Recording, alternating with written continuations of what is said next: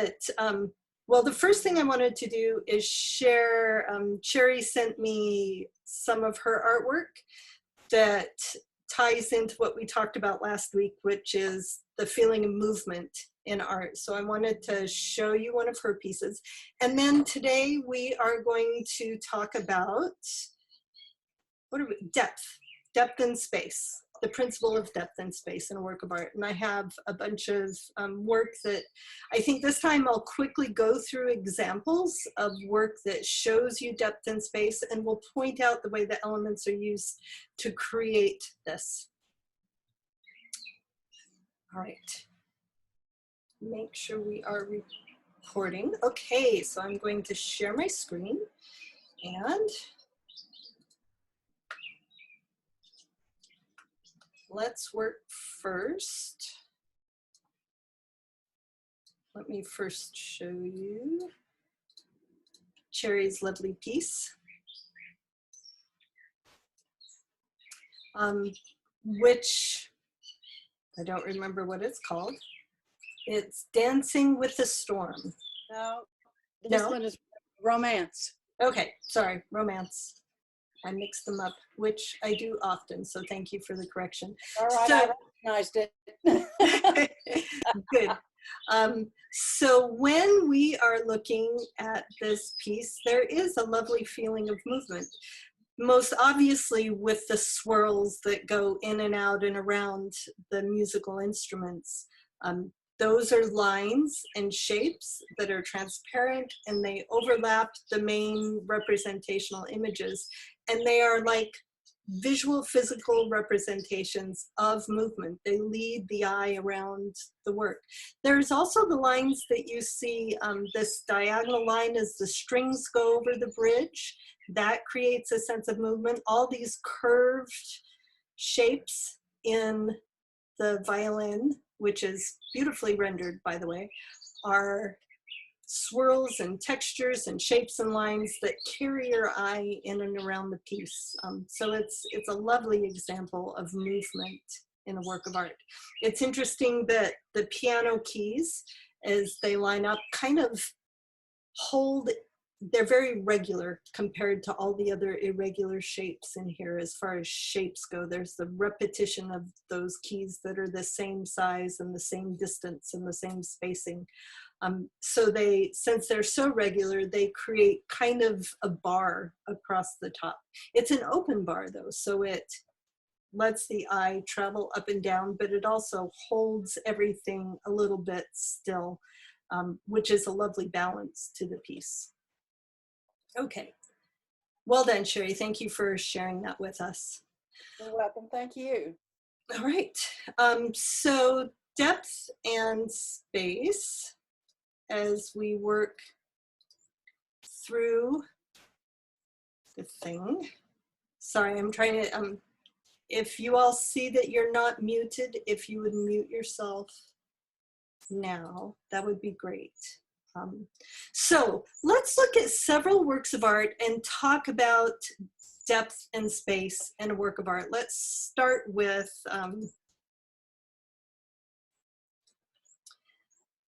the idea of space being an actual thing that people move through.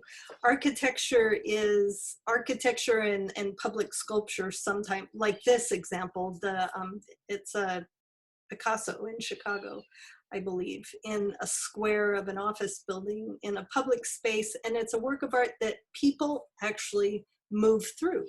They go through it, they walk and they move and they interact with the work of art. I studied architecture in university for my undergraduate years, and architecture is an art form where you are describing and containing the space that contains humans. You're creating a flow, a movement of people in the space, whether it's a space, and there are different kinds of movements. So it might be a space where people sit still, like an auditorium. It might be a traffic flow, patterns of people moving through one of the public spaces here. But that is one kind of movement. So that's literal movement of people through a work of art. And now I have to figure out how to get, there we go, how to get out of that. Now let's talk about the idea of depth and space in work that is flat, still. Most of the artwork that we think of is hanging on the wall, and it's not meant to actually move, right? What is moving is, like we talked about, our eyes through the work. But sometimes it's a lovely thing to create the illusion of space within that work of art, the illusion of depth, the feeling that you're looking through a window out into the world beyond where you are, and the frame of the work becomes the window. These are three beautiful and related pieces by Anne Fall, who's a quilter up in Illinois.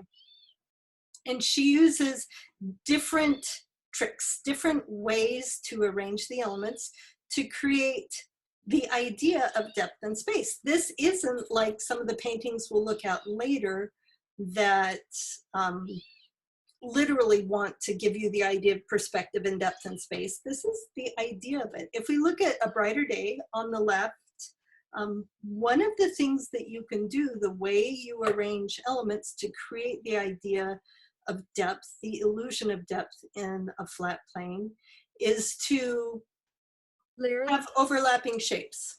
I'm not sure. Is anybody seeing this? I'm not seeing any of the Would artwork. you make it larger? Okay, hold on. Yeah, I'm not seeing it either. Thank you for, let me see if I can figure this out. Me either. Also, while we're at it, somebody has bird noise in the background that's really annoying. It's probably actually me because my studio window is open and I'm right by a tree. So we'll close the tree window and see if that helps. Thank you for saying so. I'm going to mute everybody again. Okay, let's see. And please do feel free to raise your hand and say, hey, it's not working if something's not working.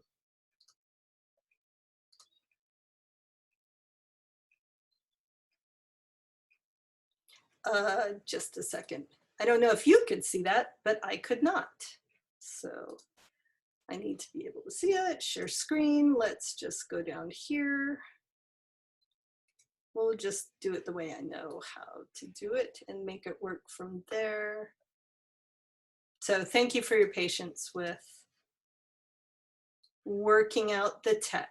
All right, how are y'all now? Everybody can see it. Good. Yeah. Okay, we'll start again. So on the left is Brighter Day. And there are repeated shapes of the flowers, right? They are mostly kind of the same. We all read them both as a lovely black-eyed Susan. And those shapes overlap each other. Even if they're the same size, some of the shapes are in front of other shapes. When you overlap a shape, the one that's in front feels like it's closer to you. The one that's back feels like it's farther away. The simplest way to create an illusion of a little bit of depth. You can do this with abstracts as well as representational, like this is. Another way to create the illusion of depth and space is to have repeated shapes that get smaller as you go. For instance, the piece on the right, you have the cone flowers and the Rudbeckia, the black-eyed Susans, and those repeated shapes get smaller and smaller. The ones that are biggest look like they're closest to us, right? And the ones that are farthest away are the smallest repeated shapes. Another thing that has happened here is the shapes move up the frame. So even if all the shapes are the same size, think of like primitive and folk art, like Grandma Moses, and how their figures might all be the same. She doesn't use perspective, but as you move those figures up the frame, they feel like they're a little bit farther away. The same thing happens with the floral quilts on the left and the right here.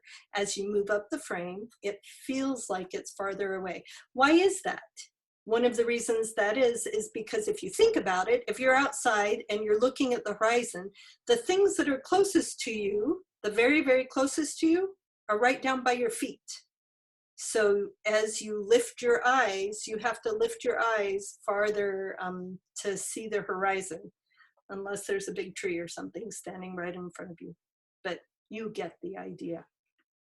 Okay, so those are three things: overlapping shapes, repeated shapes getting smaller, moving shapes up the frame. In the piece on the left, she has also used atmospheric perspective, which is when things farther away from you have less value contrast and less detail. So if you look at the little yellow flowers near the top of the frame here, they are not nearly as detailed as the ones that are farther down the frame, right? Another thing that's interesting here is the use of open and closed frame. In the piece on the left, it's almost entirely closed frame. We have the outside frame, the border, outside border of the quilt, and then we have this inside border line, but we see the entire garden. We see all the daisies, all the black-eyed Susans, all the yellow flowers, whatever they do look like, Rudbeckia, black-eyed Susans. But they're all within the frame of the quilt. We can see the whole thing. Compare that to the quilt on the far right, where we have flowers on the bottom left and the stems that bleed entirely outside of the frame. That is called open frame, where the subject is not entirely contained within the frame. It's open. It bleeds out. Your mind has to create the finish, the rest of that image, the rest of that piece. Notice on the left how only a couple of the flowers bleed over that inside border, and the piece in the center, we've got the one flower on the bottom that continues itself outside of the whole quilt, as well as more pieces. We've got a little bit of the flowers that touch the inner border on the top. It still is only a little bit on the bottom. And then the one on the right, it feels like the garden goes straight through that window and it's coming at you. And it makes those flowers feel closer to you because of that open frame. They bleed over that inner border quite a bit. Okay. Does anybody have questions so far about what we are seeing here with open and closed frame? Caroline, I unmute. Go ahead and unmute yourself. Okay. Can you hear me? Yes, I can hear you. No, I was wondering if this open and closed frame is not necessarily tied to the inner frame, is it? I mean, it could still be without that inner frame and just feel like it goes over the edges of the quilt, and you have the same idea. Or is it really that inner frame that creates it? It's the whole piece of the artwork. Imagine, if you will, and I have an example. I'm not going to dig through my files now, but imagine, if you will, a photograph of a tree, and you can see the entire tree within the photograph from the ground up to the top. There's sky around it. The subject of the work is tree, and you can see the whole thing. That's closed frame. It's enclosed within the frame.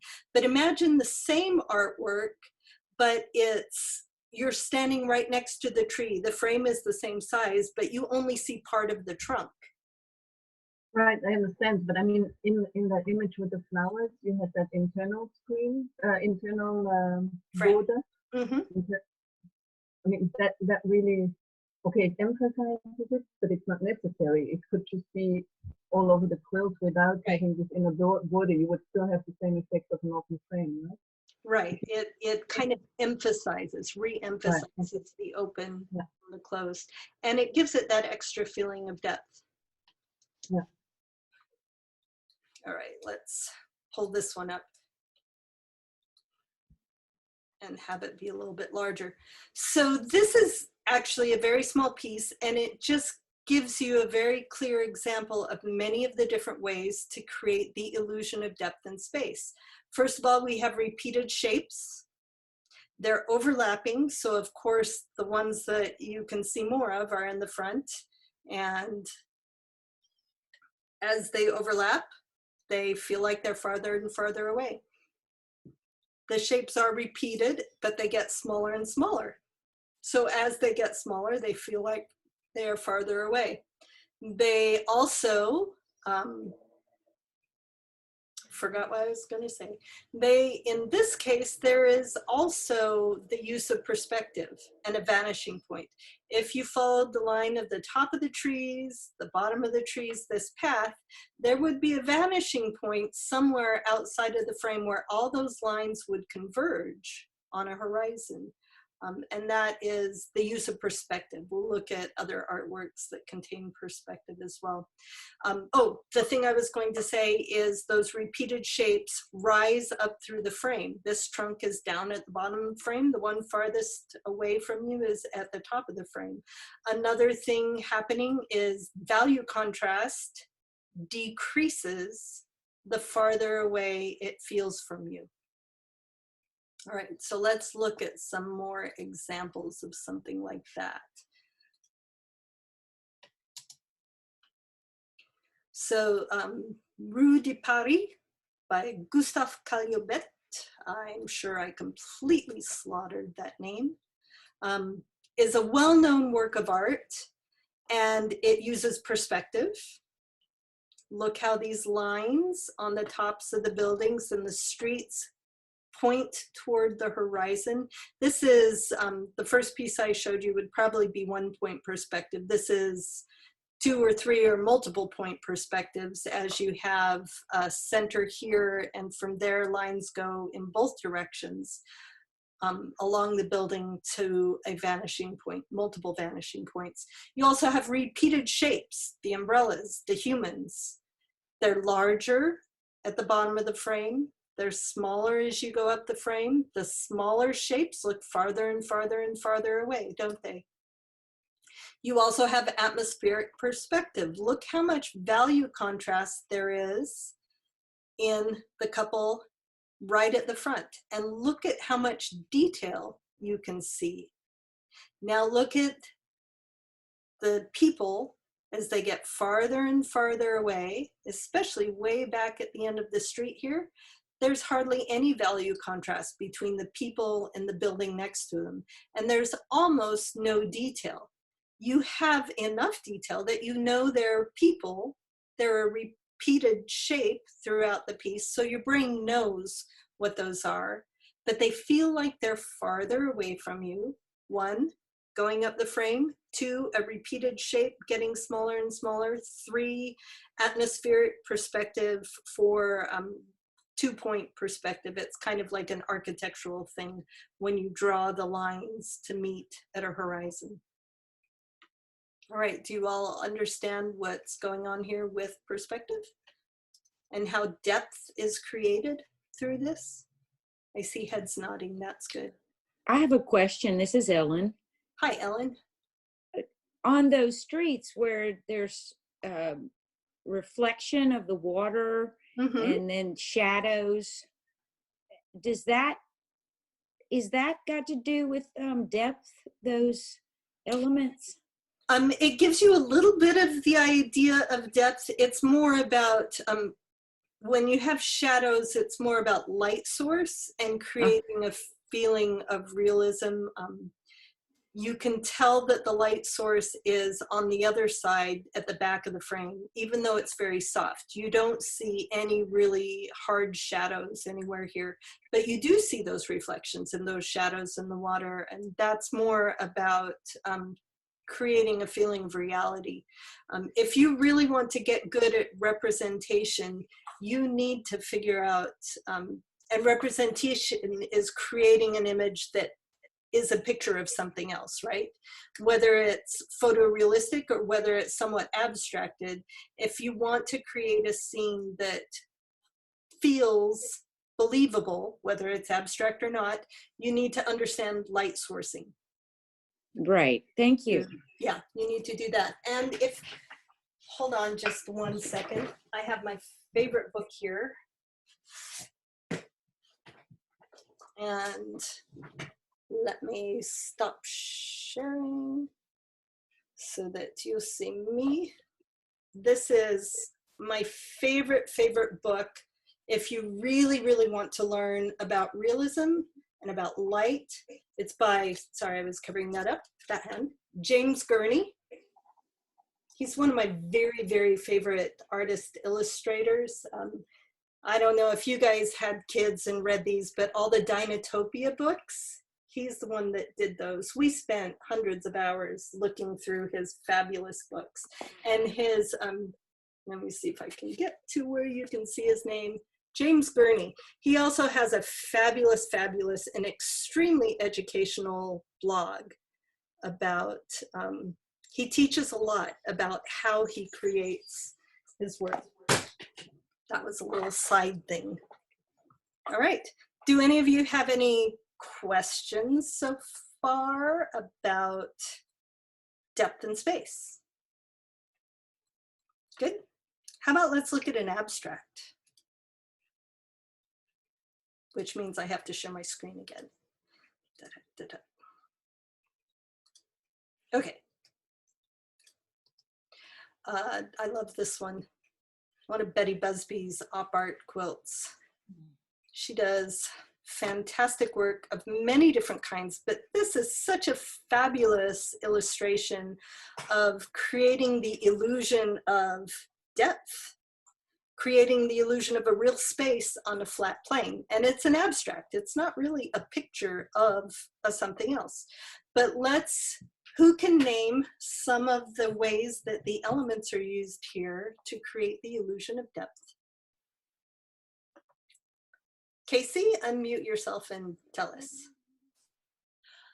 Well, the squares are in a circle, diminishing in size, and also darkening. The color is darker, and I think dark colors recede and light colors come forward. Excellent. So that enhances the illusion of depth on there.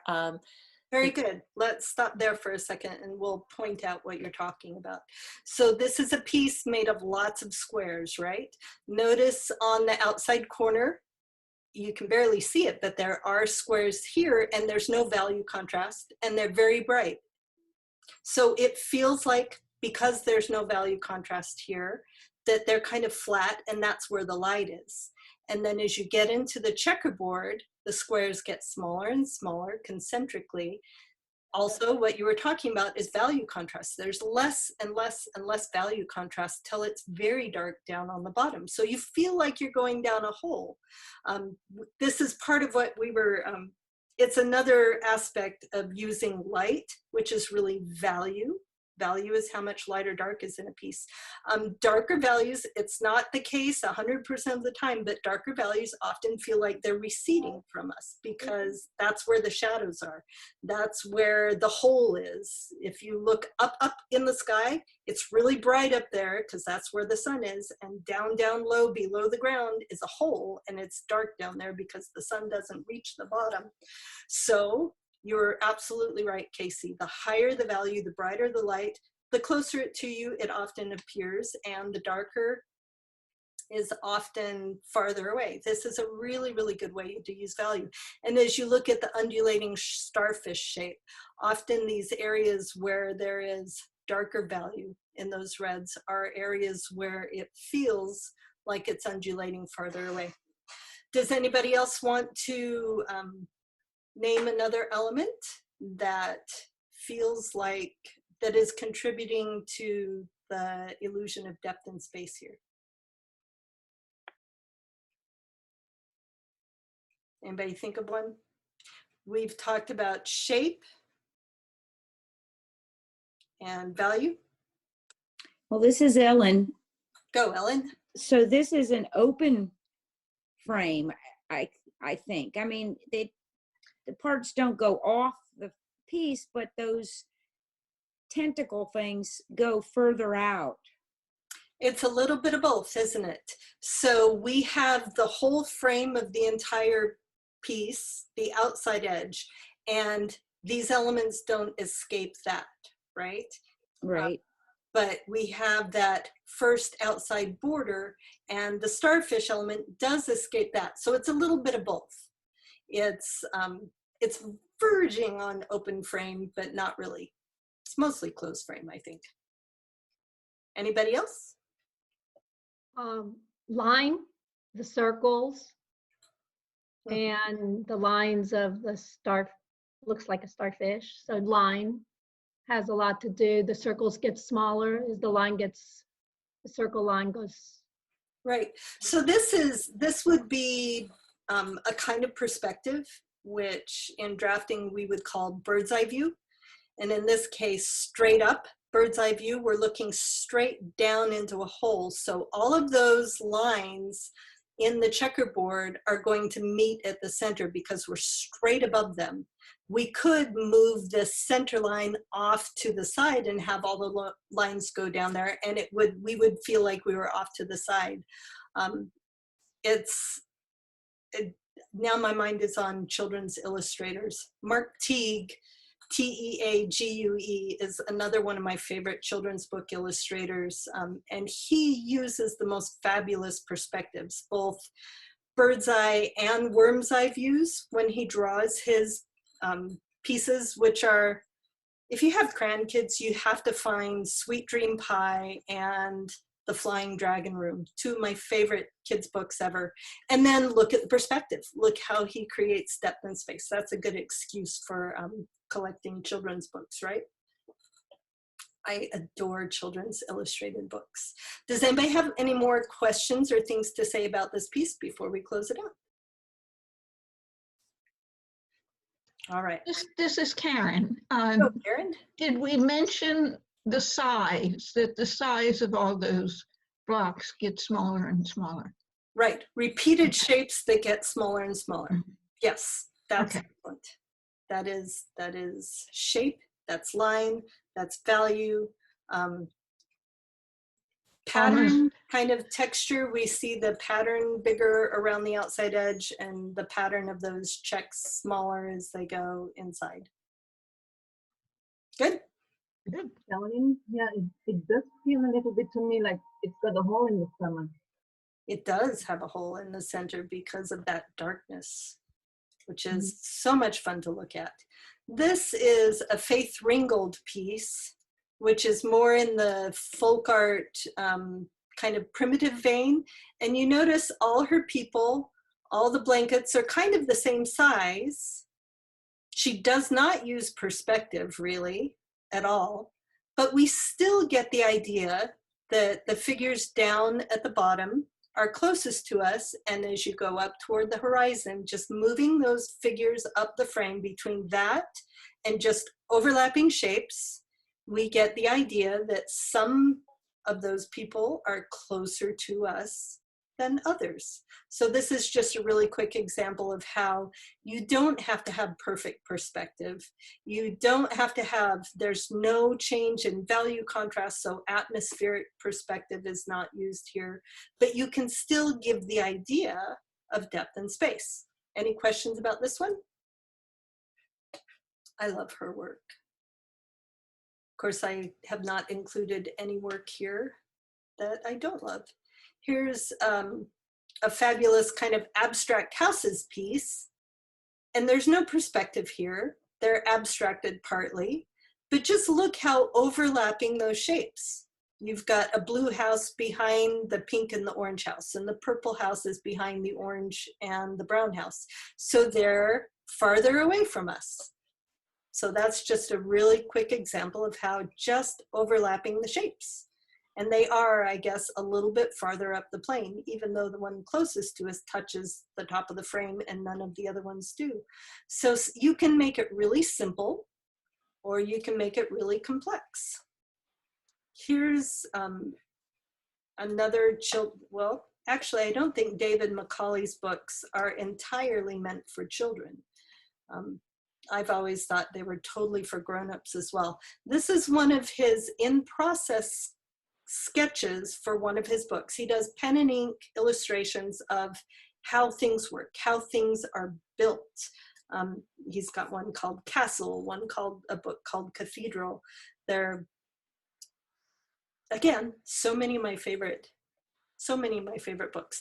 But in this case, this is just a super, super rough draft of using perspective to create the illusion of depth and space. And I love how in the back here, in this opening, there's just the idea and shadow of the scaffolding and of the architecture of the ship that's being built here. Even without a ton of detail, this is all just scribbles, we still get the idea of perspective, right? That's created by all of these lines going to one vanishing point. That's created by shapes getting smaller and smaller. If we put the size of this shape down in front next to the size of here, if we put them right next to each other, they might be the same size of people in real life, but in the drawing, the one farther away is half the size of the one in front. So that's just a very simple example of lines creating perspective.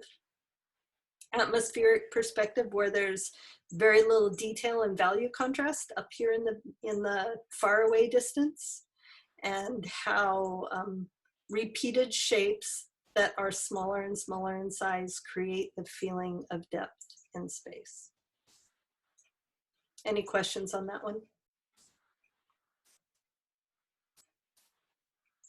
Okay, let's look at, just for fun, let's look at a Jane Sassman piece.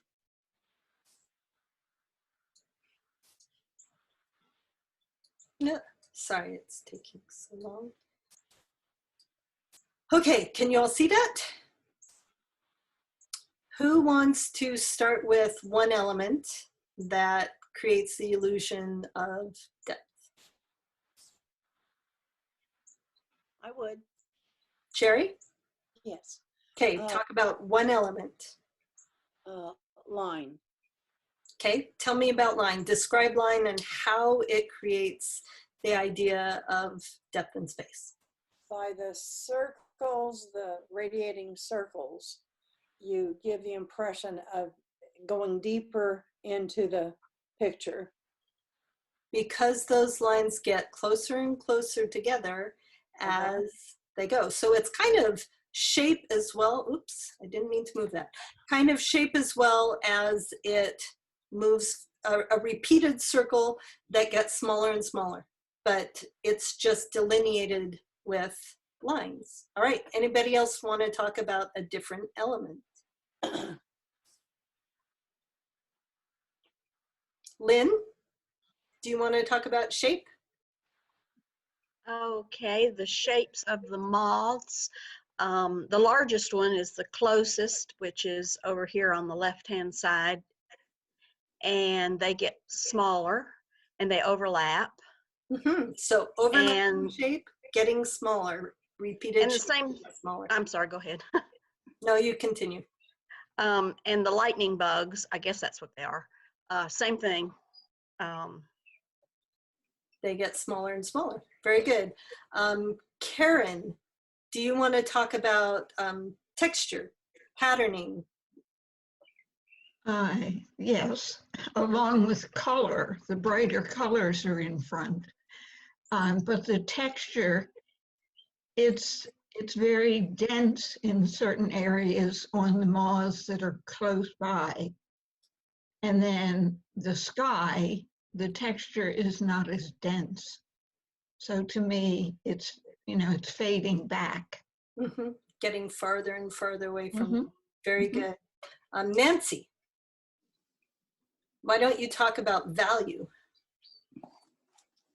Well, there's good contrast in the value because you've got a lot of pop. You've got the black background, and then the white kind of pops against the black in the moths as well as against the fireflies. So that creates some contrast. And it does have contrast. How does value create the illusion? Specifically, how does value create the illusion of depth? Well, I guess the black creates as though it's far away, that depth, and the lighter moths on the top seem to be closer, so they're a little bit lighter. Although the circles of white on the black, I don't know if that's the light that's radiating from the fireflies or if that's a light from outer space. Yeah, we don't know that either.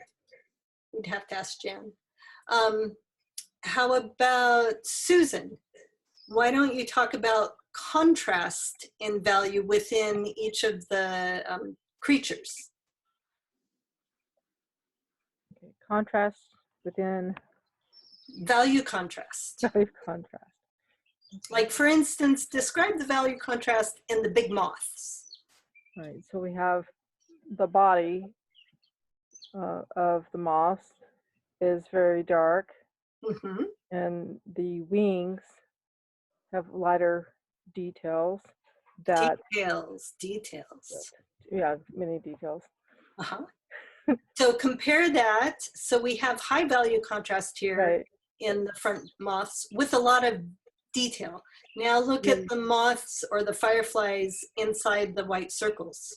Right. The moths in the white circles have higher detail, and then the ones that are further in the background, you can't see any of the details. Right. So as you get farther and farther away, there's less value contrast within that bug itself, and there's less detail. So you can always see more detail when things are closer to you, and you can see less detail when things are far away.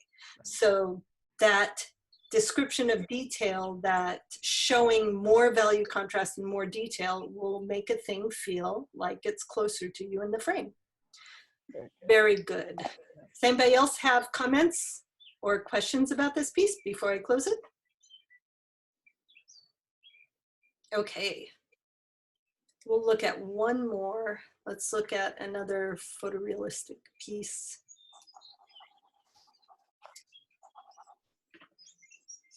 This is Christina's World by Wyeth.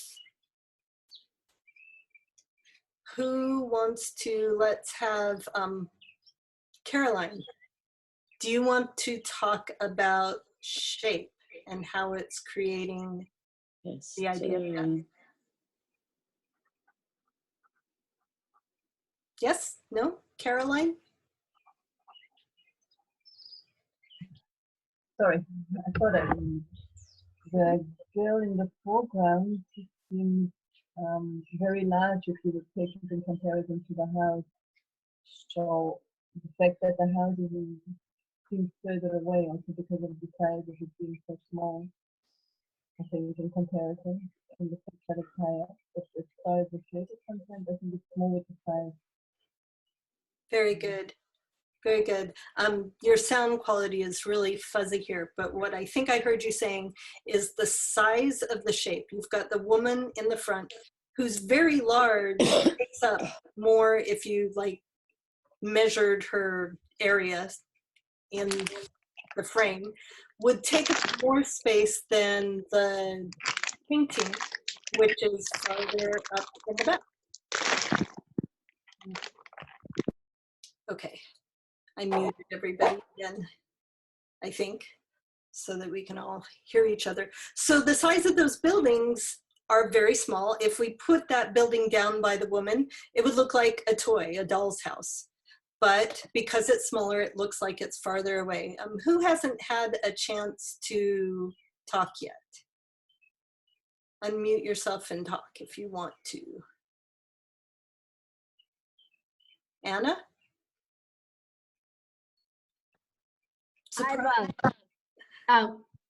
What I like, so about an element, what I like the value of this piece, even though it has a lot of muted values, the starkness of her dress being vibrant, light, just works really well with how it just goes into the piece. It just brings my focal point to that dress, right, to her shape. Again, when things have higher value, and within the landscape of this, her dress has higher value contrast than do the details in the house behind it. Very good. So one of the ways that value is used to create depth and space. Liz, I don't think we've heard from you yet. Do you want to talk about one thing that also creates the illusion of depth and space? The houses are way up in the corner. Very which good. makes them seem distant, and the woman is down below. Right. So the horizon line is close to the top of the frame, and the shapes, as you put them closer and closer to the top of the frame, feel like they're much farther away. Very good. Thanks, Liz. Texture. Texture. Who said that? Linda. Linda, tell us about texture. The grasses, as opposed to that very flat, cold gray sky. So we can see a contrast that draws us toward the figure. Right. There's a lot more detail and contrast of value and size as well in the patterning in that grass that's closest to us. If you look down at the bottom of the frame, you can see individual blades of grass. You can see leaves. You can see grass seeds kind of delineated there. As you go farther and farther up the frame, there's not nearly as much detail in the grass. And then as you look in the sky, it's much flatter. Very good. Does anybody want to talk? Ellen, have you had a chance to talk? Why don't you unmute yourself, Ellen, and maybe talk about perspective. Perspective. I'm here. And also you wanted to be reminded to stop and give the link or something. Right. But in this case, yeah, the perspective, I mean, it's almost like your view makes the perspective, I think, because it draws you to that upper right corner, sort of. Who's talking here? Ellen. Okay. But not Ellen Schwark? No. Okay. All right. We have two Ellens, and I can't find your picture, Ellen, who's talking. But hi, thank you. Perfect. Very good.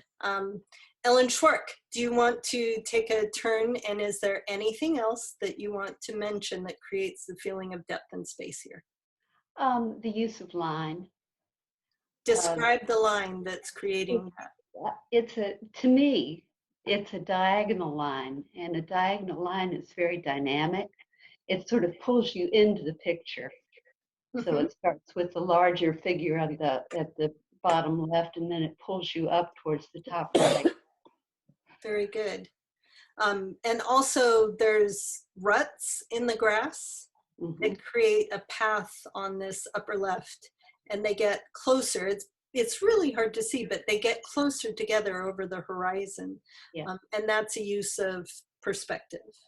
Here we have 2-point perspective. If you look at the roof lines of the house on one side, and then the lines of the side of the house going the other direction, we would have 2 points of perspective, 2 vanishing points that ended way off the frame on the right, and then they might meet somewhere on the left. But that's a drafting perspective kind of thing. Okay, reminding me to look at the Facebook group, right? Right. Okay, thank you for that. Gotta find it because I kept it up. Here we go. This is what it looks like. I am going to, in the chat, put up the link for it so that, oh, I didn't think it went to everybody. Hold on. I didn't check the everybody. It's called The Artist's Eyes, and then a bunch of too many words. Let me, there. Now the link is out to everybody. So if you're on Facebook, just go search The Artist's Eyes Group Critique Following Lyrics Objective Analysis Meth. I'm gonna have to edit that if I can. I think I ran out of space. And we can just call it The Artist's Eyes. You will have to answer questions as you request to join. And basically it's a one question, just write what you think critique means. Here in the posts, once you've joined, you can put up one of your own photos. You can write and ask questions. I do ask you not to just post a photo without asking any questions. I want words and I want conversation among all of you. I don't want you to rely on me to answer all these questions. I want you all to practice asking those questions and answering those questions. So some of the things that I would like you to do. I wrote a big thing and I don't see it on here. Announcements, that's probably where it is. And it's not there. I must have deleted it when I didn't mean to delete it. But I'll write up a post that I pinned to the top, basically saying, don't post something and say, what should I do with this? What I want you to do is post your photo, think about your own analysis of it and say, describe where you see the focal point. If you're unsure about focal point, ask people to describe what they see about focal point. If you're unsure about your color palette, say, describe this color palette to me. And when you are answering those questions for other people's artwork, I would really like you to respond with not do this, do that, do this. I want you to respond with, I see this kind of color palette, or I see lines taking my eye from this shape on the bottom left up off the frame on the top right. And instead of saying, maybe you don't want the viewer's eye to leave the frame, say, this is what I see. That way the person who has posted the artwork has practice in answering those questions themselves. I want you to have lively conversation, but I want you to keep it objective. And I don't want you to just post work hoping somebody else will make all your decisions for you. I want you to practice learning how to answer and ask the questions using the visual language, using the elements and principles to describe what's going on so that you all can make your own design decisions. In my classes, I make it a practice. I try really hard never to just tell people what to do in my design classes. I try to ask enough questions that they can make their own design decisions. My goal is always to help people gain the skills to make their own design decisions, because I'm not in your house with you in your studio when you are making your work. I don't want you to make work from my head. I want you to stay true to your own voice and your own vision. And sometimes you need more questions to clarify what your own questions to the answers are. I feel like I just repeated myself 10 times. Do you all have questions about this? All right. I have some questions. Yes, please. The examples that you were giving us, you are often saying, I see something. But then you mentioned questions, but none of the examples that you gave were a question to the person who has posted a picture. Is it okay if we ask that person what feeling you were trying to evoke in this work? Yes. Or, okay.